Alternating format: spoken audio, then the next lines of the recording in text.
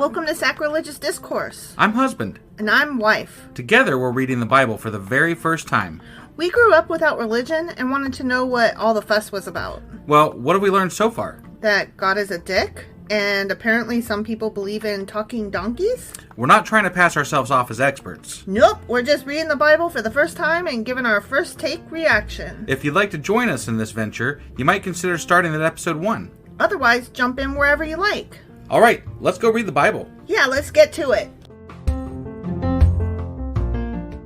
Husband! Wife! Do you know what today is and isn't? Well, today is Sunday. It is not Saturday. It is not Saturday. And yet, what are we doing today?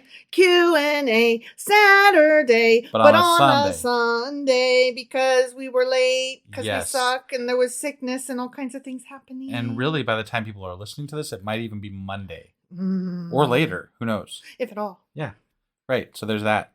But what are we going over today in the Q&A? Because we started doing Q&As during the episodes, but now we're not. Right. Yeah. Yeah. It's kind of a mishmash. I thought we would kind of recap the first 10 chapters of Isaiah a little bit. Just like a 1 to 2 sentence summary to kind of tell us where we're at and what's happening. Got it. Of each chapter, you know? Okay. Like, I don't know. Does that sound cool? Sure. Okay. Just to kind of catch us up to where we're at. Okay. Yeah. And then what's the we're going over a couple of chapters today though? Yeah. Also, which would be what? It would be, I guess, like 9 and 10. Okay. Question mark. Sounds good. Let's go ahead and get into this. Okie dokie.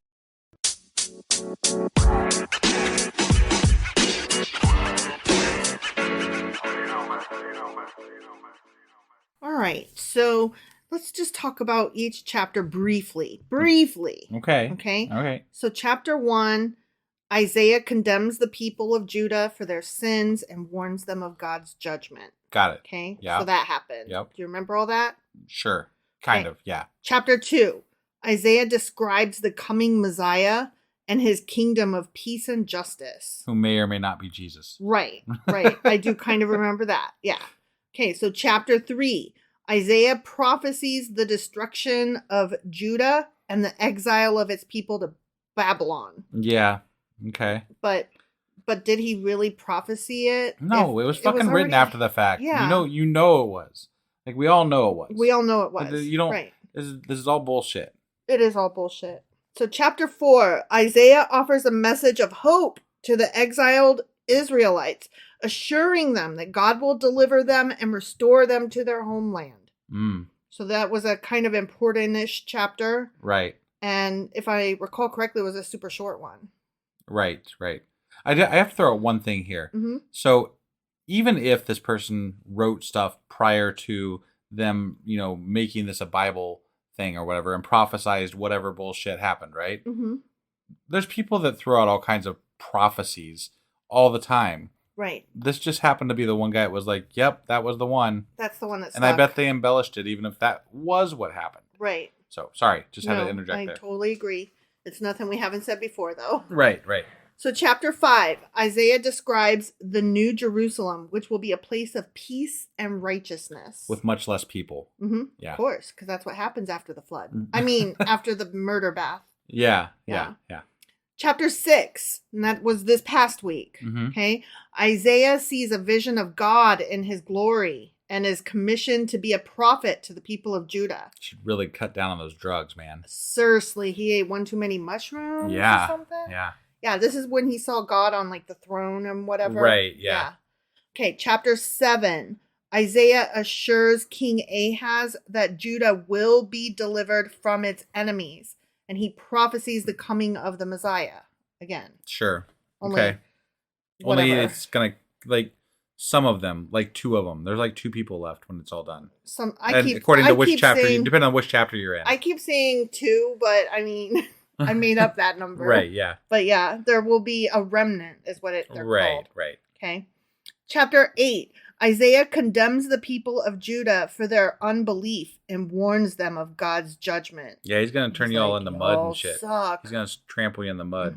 Because he doesn't really like you. No. I mean, This is chapter 9. Isaiah prophecies about the coming Messiah who will bring peace and justice to the world. Again.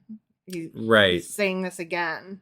Yeah. And then chapter 10, Isaiah condemns the Assyrians for their pride and arrogance, saying, don't be proud just because I'm using you as a tool. Right. And he prophesies their destruction. Okay. So he's right. He's like, I'm going to use you to destroy the people that I only kind of like. Mm-hmm. And then I'm going to be like, I don't like you even more. So then I'm going to, after I have used you, I'm going to destroy you. Right. It's like using a tool that you really hate. What kind of tools do you really hate that you would use?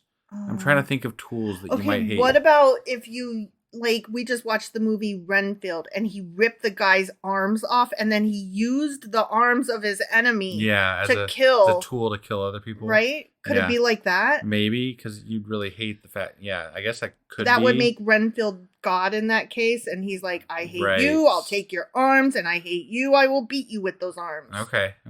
Except that the person that he pulled the arms off of would have to be from a different group, association, country than the one that he beat him with. Right. You know what I mean? Yeah. For that analogy to work, whereas they were from the same organization. Sure. So that analogy was really bad, actually. But I liked it nonetheless because I got to mention that he ripped somebody's arms off and used them as weapons. Because that shit is funny when that happens. That's a pretty funny movie, yeah. It was good. Mm-hmm. I love Nicolas Cage. I can't help it. He's a weirdo, and I would love to meet him. Yeah. All right. So I felt like these chapters basically talked about God saying, if you don't worship me, I'm going to kill you. Through Isaiah. Mm-hmm. I mean, like that was a big part of what we were talking about because the people that are going to be punished for not believing in God correctly or whatever, they have to believe Isaiah on top of believing in the Lord. Right. And fearing the Lord correctly. Yes. So. But let's pretend they definitely know Isaiah's the one, right? However, maybe he walks around glowing or with a giant arrow floating over his head that says, this one's the real prophet. Yeah, trusty doodle. Yeah. Okay. So let's pretend that's happening. Sure. They know Isaiah's the one to trust, right? Okay. There really is a God in this book, right? Let's pretend all of this to be true. Okay. God is essentially telling his people, worship me or I will kill you. Right. I mean, yes. Isn't that what it comes down to? It is.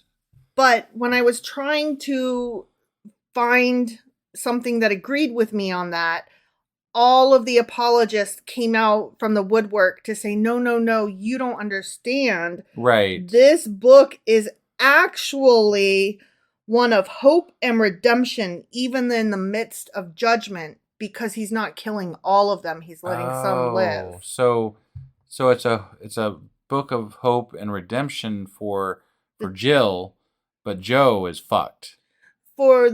Why did you use Jill and Joe? Because it started with J, and I just felt That's the Bidens, literally. Oh, wow. Yeah, maybe it was just, that was not on purpose, actually, in any way whatsoever. That's hilarious. Yeah, interesting. No, basically he's saying, not believe me or I'll kill you, or worship me or I'll kill you. He's saying, worship me or I will kill 98% of you. Right. That's still shitty, you guys. That's never a message of hope. That is not redemption and hope. That is not... There is no scenario where that is a hopeful scenario. Right. If you told me today that we should be happy that 98% of us are going to die, I would not be happy. No. Not if there's an option and it's some capricious fuck up in the sky that's just like, no, I'm going to do it though. If I went to the doctor and they said that I only had a 2% chance to live, I would not be happy. That does not feel like hope. No, these are not hopeful statements. Right. Yeah. So I was really dismayed over that. Like, how do you not see that is abusive and that is not good? That's not a good relationship. Right. Worship me or I'm going to kill the majority of you. Yeah. The whole or else is the problem. Then you get into the numbers of it and you're like, and it's even worse. Well, and I said this in another chapter that we were going through, but I can't get over the fact that God says that we have free will, and I should say apologists all are like, well, God gives us free will so that we can choose our own destiny. It's about how we live in heaven or whatever, and blah, blah, blah, blah, blah, right? Whatever. Mm-hmm. We'll be judged someday, right? Mm-hmm. But no, in the Old Testament, God is judging immediately. Mm-hmm. He's bringing people to kill people immediately. Children. Yes. Babies. According to the Bible. Yeah. According to the Bible. Yes. And so, God, you can't have free will where you're going to be judged someday in heaven and also immediate judgment. Right. You got to pick one. Well, the someday in heaven is New Testament. Right, but it's the same fucking God. But it's not according the same, to the religion. But it's not the same deal, quote unquote. Okay, so this is like make heaven great again type thing or something like. No, this is you're using words of Christians, not of the Jewish faith. And right now we are still in Jewish faith land. We haven't crossed over into Christian land. I understand that. But I have major hangups as to how him sending his son to die for humanity solves all the problems that he created prior to that.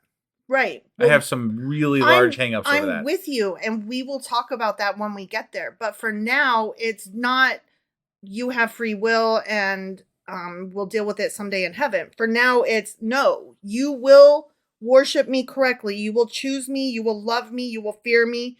You will worship me, or I will kill you, or right. I will kill most of you, or I will kill some of you.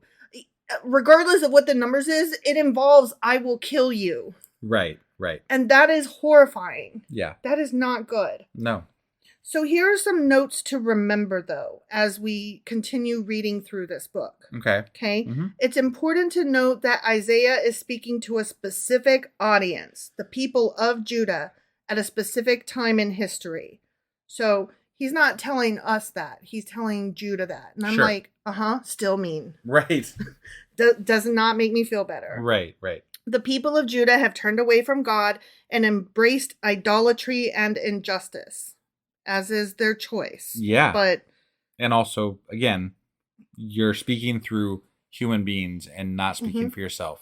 And as a result, God's judgment is coming upon them. So that's the next sentence in my notes. As a result of their choice, which was not to worship God correctly, God's judgment is coming upon them. So again, what part of worship me or I'll kill you am I getting wrong? They're trying to tell me it's more nuanced than that, and I'm like, but it's not. No, it's not. Per your own notes, it's not, guy. No, they want it to sound wonderful and good because and it's just not. They don't. You can't make the Old Testament that we've read thus far sound good. You can't. There is so much, like, God is an asshole in this book. Mm-hmm. He's so mean. far. He's so mean. Far. I mean, we haven't read the New Testament yet. We haven't got there. We haven't read all of the Old Testament yet. But so far, he's a dick. He's a dick. So the next part of my notes is, however, God is also a God of mercy and compassion. He will save a remnant of faithful people and restore them to their homeland. That's not compassion in my book. No, it's not. It's not kindness, and it's not like, oh, thank goodness we survived, even though God killed like 90% of the people I know and love. You know what that's like? That's favoritism. That's like me saying, this is in no way something I would ever do, but let's just say I'm going to pick, I'm going to take all of our city, and I'm going to pick my friends and family, and I'm going to kill the rest of you because I don't like you as much. Yeah. That's it. I mean, you guys just didn't worship me well enough, so sorry. Yeah. I don't know. We're a big podcast. Why don't you worship us more? I'm letting people live. I'm nice. Right? You should be glad. Yeah. Why aren't you more happy? I don't understand. These people like me. I don't know what your fucking problem is. So yeah, and that's what this is, and it's gross, and I hate it. Right. I hate it. No, it's crap. Okay, here's another note. It is also important to understand that God's judgment is not arbitrary or capricious. Bullshit. It's always a response to sin, except for sometimes when it's not. Right. That's bullshit. I know. I hate these notes. When people sin, they turn away from God and choose to live their lives independently of Him. This separation from God leads to suffering and death. God's judgment is a way of bringing people back to himself, except for they're dead, though. Mm-hmm. And restoring them to the fullness of life, except they're dead, though. Right, right. So, no. Well, I would imagine part of that is saying that the people that died probably were sinful somehow. Right. So he's not bringing them closer to him. Right. He's like saying, fuck you, die. Mm-hmm. And he's telling the rest of them, you better stay right with me. Yeah, or else you might end up like that. Mm-hmm. So here's the third point. It is important to remember that God's salvation is not automatic. It is something that must be received by faith. Those who repent of their sins and turn to God in faith will be forgiven and saved. Unless he's already killed you. Mm-hmm, mm-hmm. However, those who refuse to repent will experience God's judgment. So again, worship me or I'll kill you. Right. I mean, I don't know how to get any more clear than that. Yeah. So, no, that's exactly what it is. Yeah. And that is gross. And it's been the message pretty much throughout the entire Old Testament so far. Yeah. More or less. Yeah. There is no love in this. This is not about love. No. And anybody who tries to tell me it is, I'm sad for you because you don't know it's about love. Narcissism and jealousy. Yeah. And if we're to take the Bible and God at its word as it is in the Bible in canon. Right. Exactly. So here are some specific examples of how Isaiah reconciles his prophecies of judgment with his prophecies of salvation. Because it's supposed to be two sides of the same coin is what I've been told. Okay. Mm-hmm. In Isaiah 127, Isaiah prophesies that Zion will be redeemed with justice and her repentant ones will be righteousness. Okay. Or her repentant ones will be filled with righteousness. Okay. So again, a few people get to live. Yay! Mm-hmm. And that's good. We're supposed to be excited about that. Okay. Number 2, in Isaiah chapter 6, verses 6 and 7, Isaiah is forgiven of his sins and commissioned to be a prophet to the people of Judah. Oh, so that happened. Got it. Yeah, when he was like chosen and cleansed for all of this. Okay. Right. Yeah, I'm just like, how does that impact me though? Like, it doesn't. Yay, I'm so glad God chose. But is he telling us that God chose him, mm-hmm. or did a king anoint him, or like how does this chosen thing get happen? Isaiah's telling us this. Okay, we just have to take his word for it. I'm chosen, by the way. Yeah. Okay, great. No arguments. I tried to tell him I was a fuckface, and he was like, not having it, y'all. So I took a really good bath, washed up good, made sure that my foreskin was chopped off correctly. Right. Everything was in place, and yeah, I'm good to go, you guys. Yeah, I'm a prophet. Yep. Believe me. Yeah, just do it. Okay, number 3, in Isaiah 7:14, Isaiah prophesies that a virgin will conceive and bear a son who will be called Emmanuel, which means God with us. And that's very exciting. Except for that he's the one that fucks the virgin, mm-hmm. and then also names it. Yeah. So again, that's weird. Yeah. And unless, of course, you're the Christians who believe that was Jesus. So, right, exactly. Which also doesn't really make sense. So yeah, I don't get it. So here's another thing that I learned about this book, mm-hmm. interestingly enough.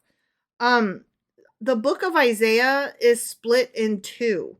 And I did mention that early on when we started chapter 1. But what I didn't realize is that it is split in 2 to the point that the first half of the book is referred to as First Isaiah. And the second half is referred to as Second Isaiah, as though they are separate books, even though they're not. Got it. And a lot of notes that I referenced would say First Isaiah or Second Isaiah as though they were separate books. Interesting, but they're not actually physically listed that way. Correct. In the book. It's just one book of Isaiah. It's just known as yes. First Isaiah and Second Isaiah. Mm-hmm. Interesting. Yeah. Okay. Because one happens before the Babylonian exile and one happens during and after. Got it. So that's the definitive line demarking the 2. Okay. So I just thought that was an interesting note to include here. Well, we should probably mention when we go into quote unquote Second Isaiah. Yes, I agree. So we will do that. Yeah. Is that pretty much all you've got for us on the Q&A today? That's pretty much all I've got for Q&A Saturday. But on a Sunday. On a Sunday. Yeah. All right. So that is that. And we will be getting out a book club here shortly, I believe. Mm-hmm.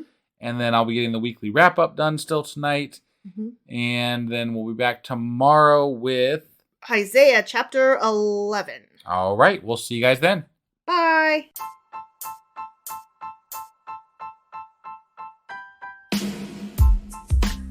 Hey, wife, I guess that's the end? But husband, that's just sad. It doesn't have to be. We are on lots of social media platforms like Twitter. Our handle there is sacrilegious_D. For D's nuts. Oh my God. Stop doing that. Anyway, we're also on Facebook, Instagram, and Pinterest. There's a link to all of our social media sites at our website. Ooh, we have a website? Yeah, it's sacrilegiousdiscourse.com, where you can also find a link to our merch shop. We have a merch shop? Yep, we have podcast-themed clothing, mugs, notebooks, and more, as well as an atheist and science-themed products. Wow, our fans should really go check that out right now. Definitely. They can get in touch with us by sending an email to sacrilegiousdiscourse@gmail.com. But before they do that, we could really use some help. Oh yeah? With what? Well, it's not free running the podcast, and we need some financial support in order to get better equipment, which will free up time so we can concentrate on our podcast and our fans. Okay, so what should they do? Head over to patreon.com/sacrilegiousdiscourse and sign up as a contributor on our podcast. Supporters there receive additional bi-weekly episodes that we record just for our Patreon members for as little as $2 a month. Also, we'd really appreciate it if you would like and subscribe on whatever platform you're using. And Apple Podcast reviews help us out tremendously. Like and subscribe. Leave an Apple review. Join us on Twitter. Support us on Patreon. That's a lot of instructions. Don't forget to say thanks. Thanks. Okay, bye.